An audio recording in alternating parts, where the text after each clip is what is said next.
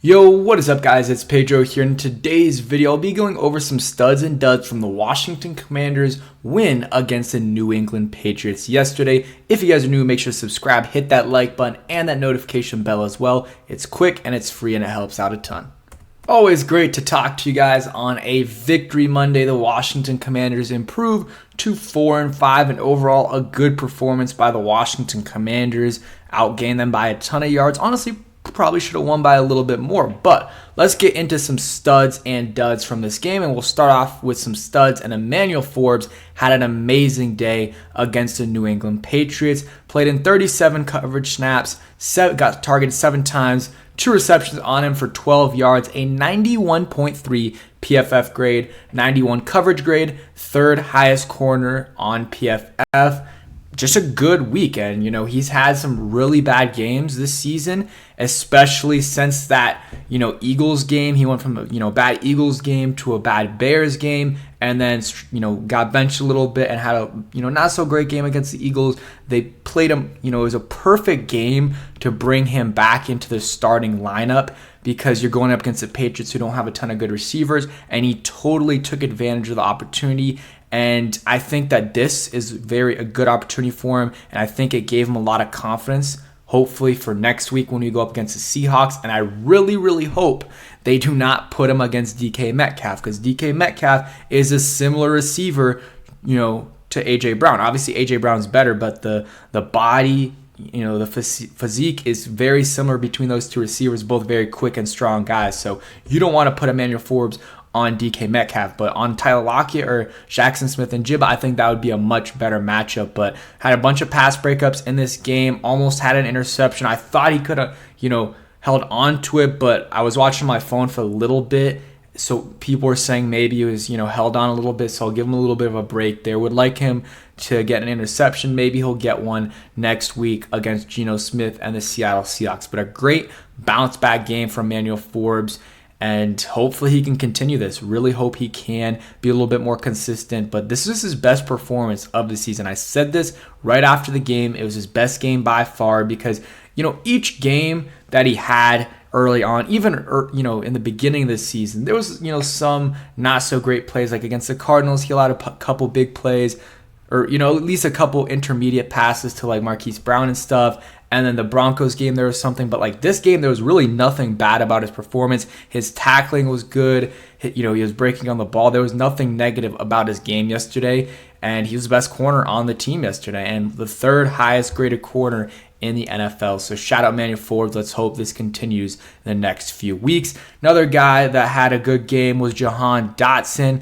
The last 2 games, he has 177 total yards, and I'll just go here. So yeah, 12 passes for 177 yards and 2 touchdowns, 34 receptions for 360 yards and 3 touchdowns. So he's had last couple weeks has been pretty good for Jahan Dotson. 4 catches, 69 yards and a touchdown yesterday. The drops are still a little bit concerning. He had one early on the first drive of the game that would have gotten them the first down. It wasn't a perfect pass by Howell, but it should have been caught. And then there was another one later on in the game. It was a little bit tougher, but again, you expect a first round guy to make that catch, but he made up for it with that 33-yard catch, for a touchdown. So I'll give him, maybe not as much of a game ball as Emmanuel Forbes and some of these other guys, but he did have a touchdown and 70 yards. So I want to give him at least like a hat tip, but those drops have to start going away because it's been a consistent thing this year. I mean, he had one, in the Eagles game, the Eagles game and the Giants game as well. So, it needs to go down a little bit, but I've been, I felt good about these last couple performances. Good to see him kind of bounce back for sure. Another guy that had a really good game was Antonio Gibson. Honestly, probably the best offensive performance of the day, in my opinion, was Antonio Gibson. He had 73 yards after contact in rushing and receiving combined, 76 total yards, and a few of his passes were behind the line of scrimmage. And you look at the stats right here. 5 catches, 42 yards. The long was 12, so it's not like he had like one 22-yard catch and the rest were like 5-yard catches. These were all like 6 to 10, I guess 6 to 12 yard catches. So I don't have the stat exactly in front of me, but I'm assuming at least 3, probably 4 of those catches were for first downs. And then he had 6 carries for 34 yards, averaging almost 6 yards a carry. And again, the long was only 12, so he probably got a few first downs on that as well. So he was responsible for a lot of first downs, and I think Antonio Gibson deserves a lot of credit for that. Very, very happy about his performances the last few weeks, especially in the receiving game, getting him involved a little bit more. He's been making guys miss, hasn't fumbled it, and he got targeted 5 times and made all 5 of those catches. So he gets a huge game ball for the Washington Commanders. I believe PFF also graded him pretty highly as well. So I'll go ahead and put it up right here. But he had a high grade along with Emanuel Forbes, who had the highest grade of the day, 91.3. And then Antonio Gibson had a good grade as well with 85 PFF grade overall. You got to take it with a grain of salt. But what I always like to say, if it kind of matches the eye test, then it's another piece of evidence. Sometimes though, I don't love the PFF grades for sure. But let's get into another guy, and that is Sam Howell, man. He is currently second in the NFL in passing yards, which is that's insane. If you would have told me that before the season, I would have been like, no way, because I thought we would run the ball a lot more than we have been. And that's partly why he is number 2 in the NFL, is because we have been passing a lot. Every game it seems like we're passing 40 plus times. But hey, the last few weeks it has been working for sure. And real quick, a word from today's sponsor. And a huge shout out to BetUS for sponsoring today's video. BetUS is the leading online sports betting company, and we're now midway through the NFL season. So there's so many different NFL bets you can make. The LA Chargers and New York Jets are playing tonight on Monday Night Football. You can bet on that game. The Chargers are currently 3-point favorites. I like the Chargers to win this game. You can bet on basketball, which just started. You can bet on hockey, which also just started. So many different sports, college sports as well. They have every sport you can imagine. Check them out. Link in the description. If you use my link, you get 125% first time deposit match. So you get a lot of money to play around with. So make sure you guys check them out. Use my link, and as usual, bet responsibly. All right, so back to Sam Howell. Yeah, he had a decent day. I mean, if it wasn't for that interception, it would have been a close to perfect day for Sam Howell. 29 for 45 on the day, 325 passing yards, 1 touchdown, 1 interception. Got sacked 3 times, but which of course is progress. Compared to the first 7 games of the season, that is pretty good. And one of those sacks, though, he kind of stepped up in the pocket and slid like half a yard before the line of scrimmage. So it does count as a sack on the stat sheet. But I would say that, it's a step in the right direction when instead of on that play normally where he would lose 7, 8 yards and maybe get hit hard and maybe fumble, which he's only fumbled once this year, he only lost a yard and he didn't really get hit because he gave himself up. So I thought that was a good play for sure. I thought the offensive line was much better. Chris Paul has been solid. Tyler Larson as well. I mean, PFF had I think they had to give him like a 25, 28 PFF grade for pass blocking, which I kind of disagree with because I didn't see him getting beat a ton. And then Charles Leno, you look at his PFF grade. Where is it? I'm trying to pull it up here. He had an 79.5 grade, which is the 3rd highest on the whole team. And I would kind of disagree with that. And again, I didn't watch all the film, but he had a false start, I believe. And then on the sack that Howell took, that was like a 13-yard sack. He was the one who got beat on the edge, I believe. So I don't know.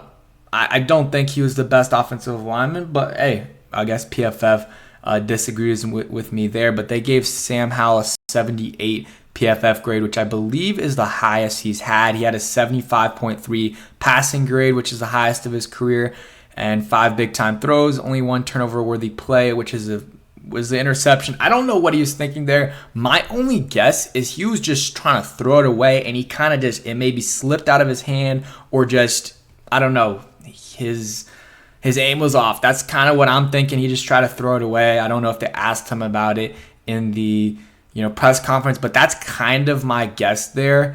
But yeah, he had overall a very good game, and then a couple drops. De'Ami Brown dropped a potential touchdown that would have eliminated that interception.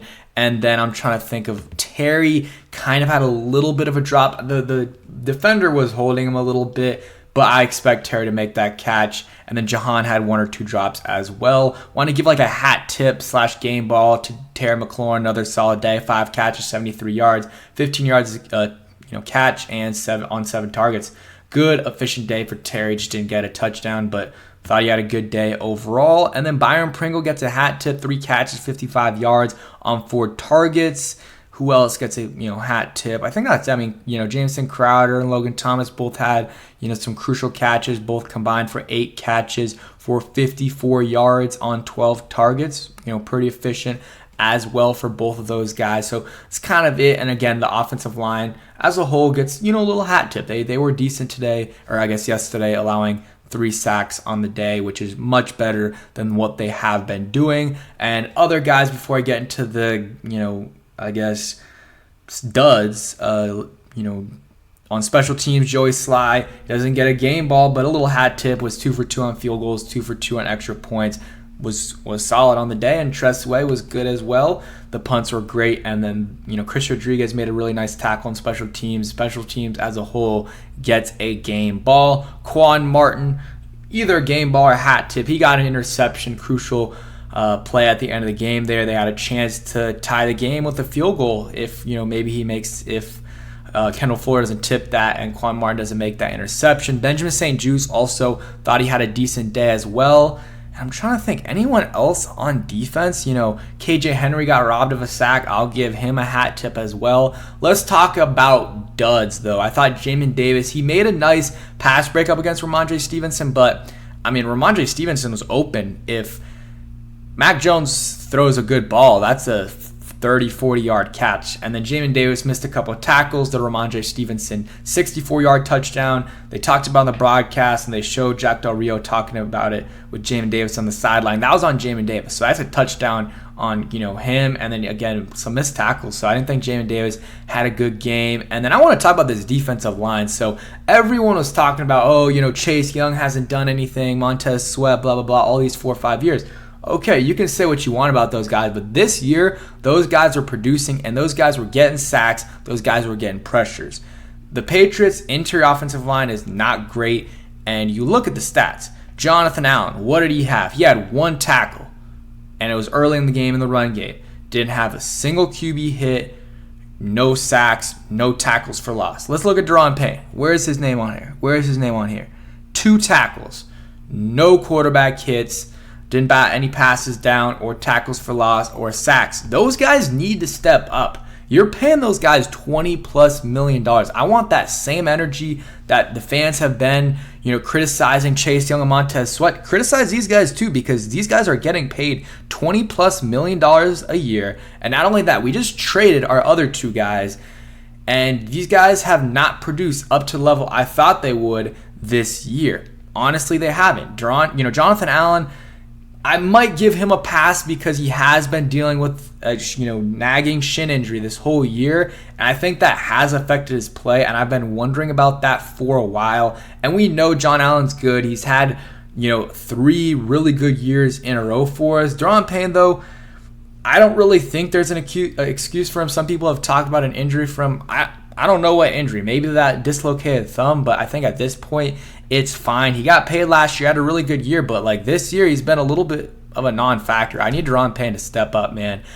And those are really the only duds. I'm trying to think of anyone else, offensively. You could say De'Ami Brown for dropping that touchdown, but he did have some big catches, so I don't want to necessarily say him. And then I'm trying to think of anyone else. Jamin Davis, I would give him a little bit of a dud. Didn't have a great game. And that's really it, guys. I think it was overall a good performance by the Commanders. I thought we should have won by more. We should have won by more. If Brian Robinson doesn't fumble that, it's probably a totally different game. So I didn't want to give him a game ball or a dud, but you can't fumble, especially in your own kind of territory, which set him up for a touchdown. But he had some big plays. He had a nice touchdown run as well, and then had like a catch or two. Let's see. I mean, he had catch for 4 yards, so he was okay. But yeah, overall, solid game for the Commanders, improved to 4-5. Hopefully they can get the win against the Seahawks next week. Thanks for watching. Hope you guys enjoy it, and peace.